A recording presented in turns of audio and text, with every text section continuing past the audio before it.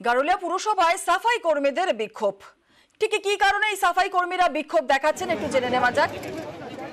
গারুলিয়াতে পুরসভায় সাফাই কর্মীদের বিক্ষোভ কর্মসূচি চলছে। আমাদের সঙ্গে রয়েছেন আমাদের প্রতিনিধি অরুণ। অরুণ, কি কারণে সাফাই কর্মীরা বিক্ষোভ দেখাচ্ছেন?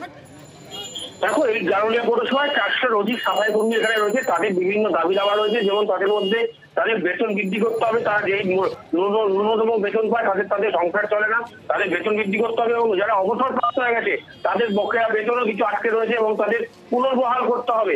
এরকম বিভিন্ন দাবি নিয়ে কিন্তু আজকে 400 শ্রমিক গারুলিয়া পৌরসভার গেটের সামনে তারা বিক্ষোভ দেখাচ্ছে। তাদের যদি দাবি না মানা হয় তাহলে কিন্তু তারা দীর্ঘদিন ধরে কর্মবিরতি পালন করবে। ফলে গারুলিয়া পৌরসভায় যিনি চেয়ারম্যান রয়েছে নবেন দাস, তিনি বলছেন তাদের এই সমস্যা অজুহাত, কাজের আগে তারা একটা বেতন বৃদ্ধি করার জন্য এই ধরনের ঘটনা ঘটাচ্ছে। কিন্তু সাফাই কর্মীরা তাদের অনড়, তাদের বেতন বৃদ্ধি না করলে তারা আর কাজ করবে না। বেশ, ধন্যবাদ। এই কারণে আমাদের টাকা স্যালারি বাড়ছে না।